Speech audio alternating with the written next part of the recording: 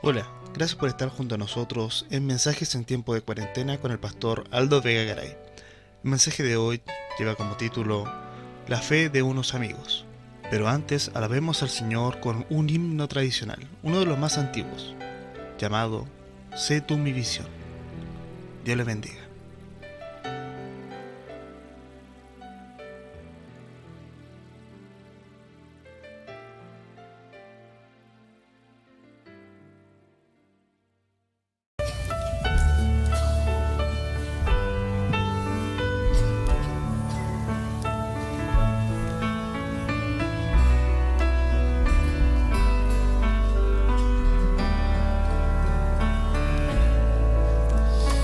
Oh Dios de mi alma, sé tú mi visión, nada te aparte de mi corazón, noche y día siempre yo pienso en ti y tu presencia es luz para mí.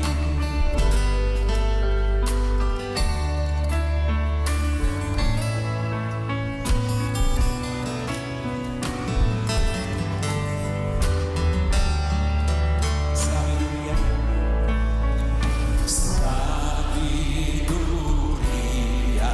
sé tú en mi ser. Quiero a tu lado mi senda correr, como a tu Hijo amado me tienes, Señor, siempre morando en el mismo amor.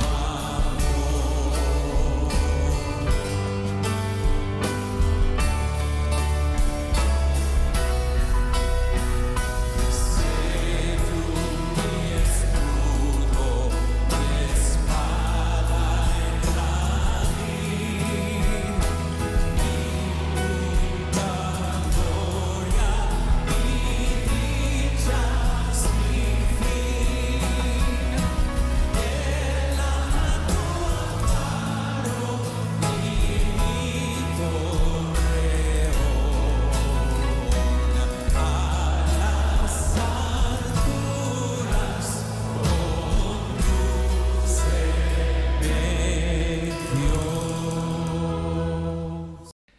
Hola hermanos, el texto en esta mañana se encuentra en el libro de Marcos capítulo 2 versículo 1 al 12. La Biblia dice: Entró Jesús otra vez en Capernaum después de algunos días y se oyó que estaba en casa. E inmediatamente se juntaron muchos, de manera que ya no cabían ni aun a la puerta, y les predicaba la palabra. Entonces vinieron a él unos trayendo un paralítico que estaba cargado por 4, y como no podían acercarse a él a causa de la multitud, descubrieron el techo de donde estaba, y haciendo una abertura bajaron el lecho en que yacía el paralítico. Al ver Jesús la fe de ellos, dijo al paralítico: Hijo, tus pecados te son perdonados. Estaban allí sentados algunos de los escribas, los cuales cavilaban en sus corazones: ¿Por qué habla éste así? Blasfemia dice. ¿Quién puede perdonar pecados sino solo Dios? Y conociendo luego Jesús en su espíritu que cavilaban de esta manera dentro de sí mismo, les dijo: ¿Por qué caviláis así en vuestros corazones? ¿Qué es más fácil, decir al paralítico: tus pecados te son perdonados, o decirle: levántate, toma tu lecho y anda? Pues para que sepáis que el Hijo del Hombre tiene potestad en la tierra para perdonar pecados, dijo al paralítico: a ti te digo, levántate, toma tu lecho y vete a tu casa. Entonces él se levantó enseguida, y tomando su lecho salió delante de todos, de manera que todos se asombraron y glorificaron a Dios, diciendo: Nunca hemos visto tal cosa. La Biblia dice que entró Jesús otra vez en Capernaum después de algunos días y se oyó que estaba en casa. Es probable que fuera la casa de Pedro y Andrés, la cual se convirtió en el centro de operaciones de Jesús. La Biblia dice que inmediatamente se juntaron muchos, de manera que ya no cabían ni aun a la puerta, y les predicaba la palabra. Entonces vinieron a él unos trayendo un paralítico que era cargado por 4, y como no podían acercarse a él a causa de la multitud, descubrieron el techo de donde estaba, y haciendo una abertura bajaron el lecho en que yacía el paralítico. Quisiera hablar esta mañana de la fe de estos hombres. Número 1. Los obstáculos que enfrentaron los 5. En el Evangelio de Marcos a menudo aparecen multitudes alrededor de Jesús, pero aunque ven y se maravillan de sus milagros, no responden convirtiéndose en discípulos. Son meros espectadores y simpatizantes que buscan a Jesús por conveniencia, pero no creen en Él. Los hombres de nuestra historia son 5 y son hombres de fe. Temprano aquel día estos hombres planificaron ir a Jesús llevando a su amigo el paralítico, pero las cosas no resultaron como lo esperaban. El hombre a quien cargaban estaba muy enfermo y seguramente la parálisis iba a provocar muy pronto su muerte. Es por eso la determinación y la prisa en ponerlo cerca de Jesús. El libro de Marcos capítulo número 1, versículos 27 y 28 dice: «Y todos se asombraron de tal manera que discutían entre sí diciendo: ¿qué es esto? ¿Qué nueva doctrina es esta, que con autoridad manda aún a los espíritus inmundos y le obedecen?» Y muy pronto se difundió su fama por toda la provincia alrededor de Galilea. En ese punto de su ministerio Jesús atraía a la multitud a cualquier lugar donde él fuera. Había un gran barullo por las calles de Capernaum. Parecía día de fiesta y la gente se dirigía en la misma dirección que los hombres de nuestra historia, la casa de Jesús. Al llegar se dieron cuenta que había mucha gente. El lugar estaba repleto. La gente quería ver un milagro de Jesús en sus vidas, andaba en busca de sanidad para sus cuerpos y además quería escuchar sus palabras. Era imposible para estos hombres entrar por la puerta con el paralítico, ya casi no podían caminar con el lecho, golpeaban a la gente y otros se estrellaban con ellos, empujones, ira, y aunque intentaban pedir permiso para llegar donde Jesús estaba, todos los que estaban allí tenían la misma intención. Ante las dificultades que encuentran, desarrollan un plan muy creativo. Las casas por lo general tenían una escalera externa que llevaba al segundo piso, y ellos con gran dificultad subieron por ella al paralítico y lo ubicaron en el lugar donde Jesús podría estar parado. Comenzaron a hacer un forado en ese techo. Algunos han dicho que estos hombres levantaron algunas tejas o sacaron un poco de paja que cubría el techo, pero da la impresión de que el techo era sólido y ellos tuvieron que trabajar por algunos minutos para romper el techo y hacer un agujero, luego buscar una soga para bajarlo. El forado tendría luego que ser cancelado a sus dueños para la reparación, pero no les importó. Seguramente que caían trozos desde el techo, interrumpiendo a Jesús en su sermón. Jesús quizá miró hacia arriba a los 4 hombres que batallaban con las cuerdas atadas en cada esquina del lecho que traía el paralítico, y la gente que estaba abajo comenzó a quejarse y a hacer espacio, percatándose que el techo se abría y metían un enfermo en su lecho con algunas cuerdas.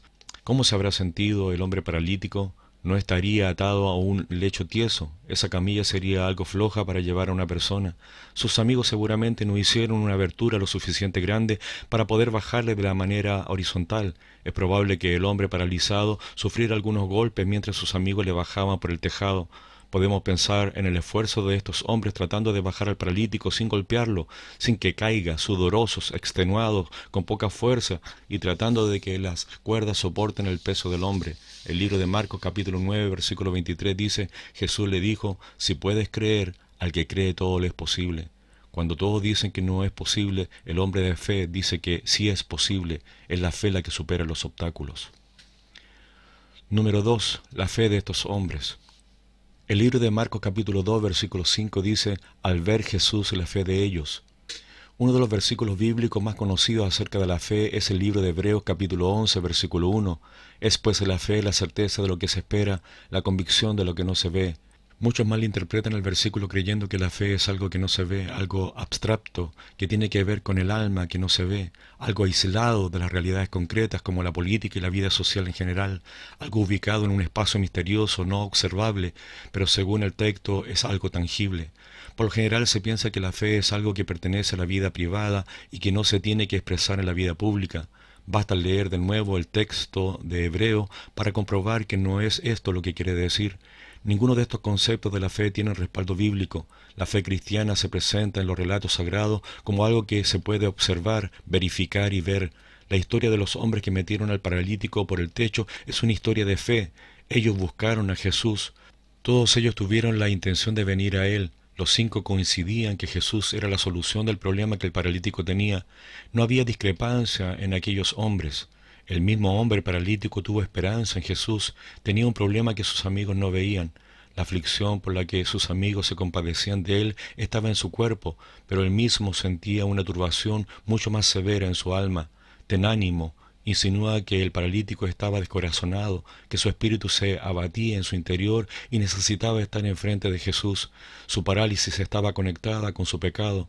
Era evidente que él era un penitente. Su mente estaba tan oprimida como lo estaba su estructura corporal.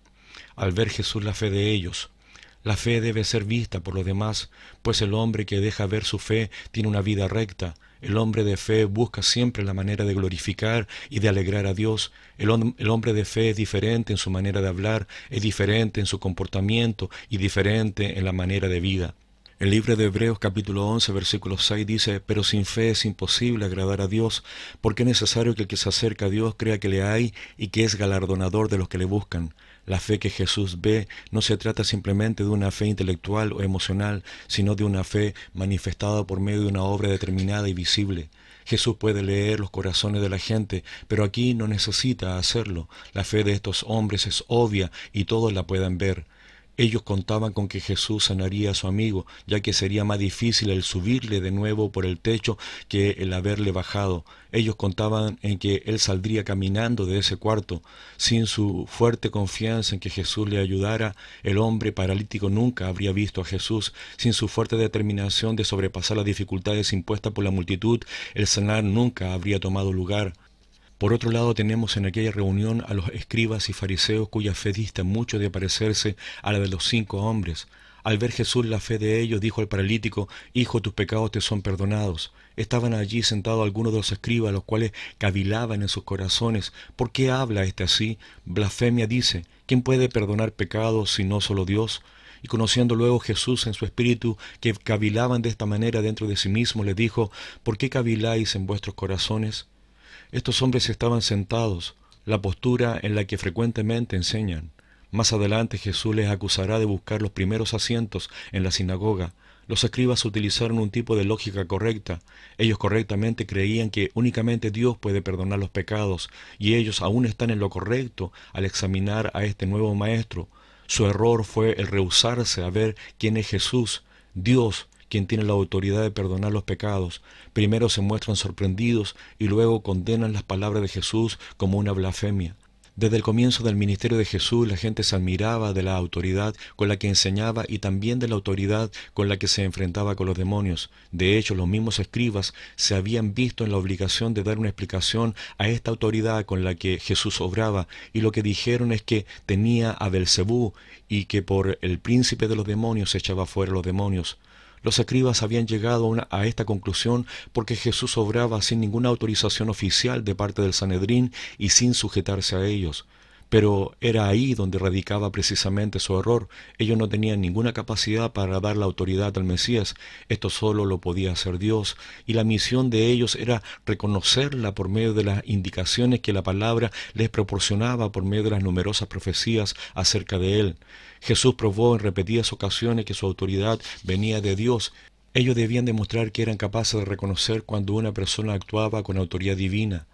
En realidad lo que los judíos tenían no era un problema de conocimiento, sino uno de disposición para obedecer la voluntad de Dios. No querían unirse al grupo de los seguidores de Jesús, no estaban abiertos a la novedad, tenían una idea formada que no la cambiarían fácilmente. Jesús no podía ser el Mesías esperado, no podía ser un Salvador tan humano, era un impostor. Los escribas y fariseos venían desde Jerusalén solo para ver que Jesús cometiera algo imprudente de lo cual acusarle. No vienen a conocer a Jesús, no quieren saber lo que piensa ni cómo vive, no pretenden dejarse tocar por lo que él hace, lo racionalizan todo y en su juicio Jesús ya ha sido condenado. Es un pobre hombre sin sabiduría que nada tiene que aportar a ellos. ¿Cómo es posible abrirse a lo que dice Jesús cuando el corazón está cerrado ante su rostro?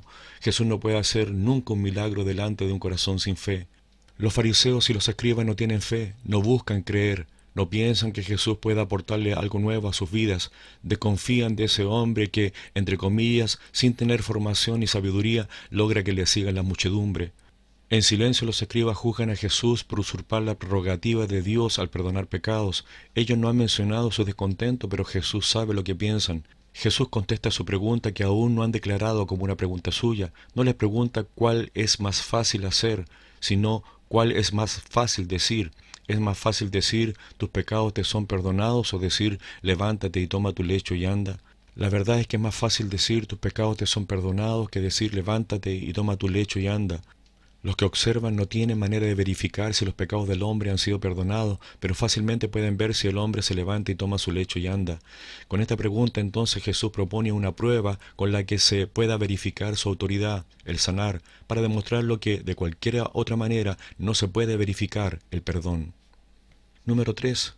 La verdadera necesidad del hombre.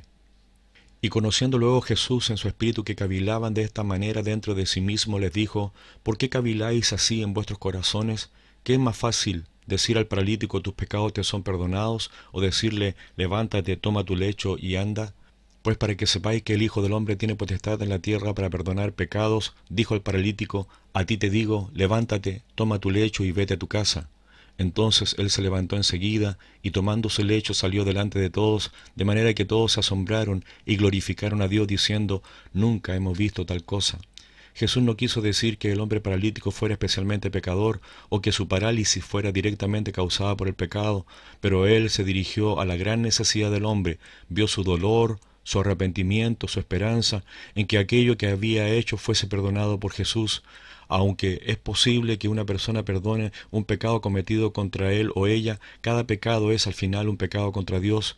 David entiende esta idea perfectamente cuando escribe en el libro de Salmos capítulo 51, versículo 4, contra ti solo he pecado y he hecho lo malo delante de tus ojos, para que seas reconocido justo en tu palabra y tenido por puro en tu juicio. Escribió este salmo después de haber cometido adulterio con Betsabé y de haber asesinado a Urías Eteo, el marido de Betsabé. Además había dado un mal ejemplo pecando delante del pueblo. Sin embargo, su pecado más grande fue en contra de Dios, y solo Dios podía perdonar ese pecado. El libro de Salmos 130, versículo 1 al 4 dice: de lo profundo, oh Jehová, a ti clamo. Señor, oye mi voz. Estén atentos tus oídos a la voz de mi súplica. Jehová, si mirares a los pecados, ¿quién, oh Señor, podrá mantenerse? Pero en ti hay perdón para que seas reverenciado.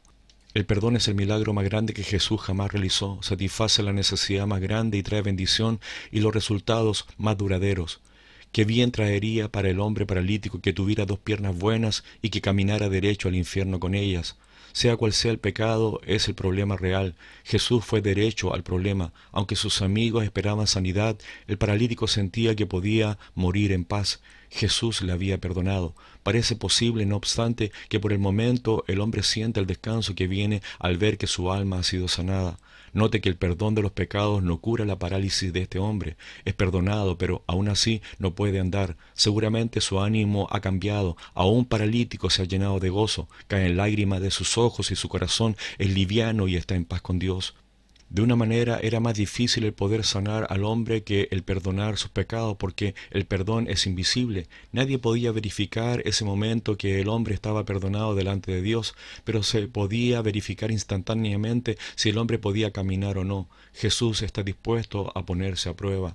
Pues para que sepáis que el Hijo del Hombre tiene potestad en la tierra de perdonar, dice el paralítico: a ti te digo, levántate y toma tu lecho y vete a tu casa. Es una suposición lógica que si Jesús tiene el poder para sanar la enfermedad de un hombre, Él tiene la autoridad para perdonar sus pecados. Jesús demuestra su autoridad al mandar al paralítico que tome su lecho y ande. El hombre responde rápidamente haciendo lo que Jesús le manda. La palabra de Jesús es efectiva, tiene potestad, cumple la obra que se propone cumplir. La fe logra grandes resultados. El Señor le dice: a ti te digo. Es Dios dirigiéndose a alguien. Es un llamado de atención. Aquello que se va a decir es para ti y solo para ti, y tú debes escuchar. Es algo personal. Cada persona sabe cuando Dios le está hablando. A ti te digo. Levántate es ser sacado del dolor, de la destrucción. Levántate es una orden a dejar el lugar donde uno se encuentra. Levántate es ponerse de pie después de haber caído, una orden a ponerse en acción. El joven pródigo solo pensaba: me levantaré e iré a mi padre, pero ese pensamiento lo llevó a la acción. Se levantó y comenzó a caminar rumbo a la casa del padre. Toma tu lecho, el lecho sucio y maloliente, que te ha llevado a diferentes lugares, que te ha cobijado por mucho tiempo, donde descansas, y al mismo tiempo lo que te ha atormentado, lo que te ha tenido atrapado, el lecho de las heridas. Tómalo, será un testimonio de que Jesús te ha liberado. Vete a tu casa. Tu familia también sufría, ellos también fueron afectados, necesitan el aliento de verte bien. Tú has sido el centro de todo en este último tiempo, todo se ha enfocado en ti. pero ahora ellos necesitan de tu fe, del gozo de la salvación. La fe de ese hombre quedó comprobada por su obediencia. Todos se asombraron y glorificaron a Dios diciendo, nunca hemos visto tal cosa. Me hace pensar en la alegría de estos hombres que mirando desde el techo ven a su amigo ponerse en pie. La gente que estaba allí glorificaba a Dios. Nunca hemos visto tal cosa. El paralítico no fue donde Jesús para agradecerle, solo obedeció a Jesús tomando su lecho y se fue a su casa, también dando gloria a Dios. Y al llegar a casa su familia que le había visto partir cargado por 4, le ve ahora caminando, lo cual les hace también dar gloria a Dios. Hermanos, la fe hizo a estos hombres recibir un gran favor de parte de nuestro buen Dios. No perdamos la fe, que es algo precioso. Hermanos, que Dios les bendiga. Un abrazo, Pastor Alto.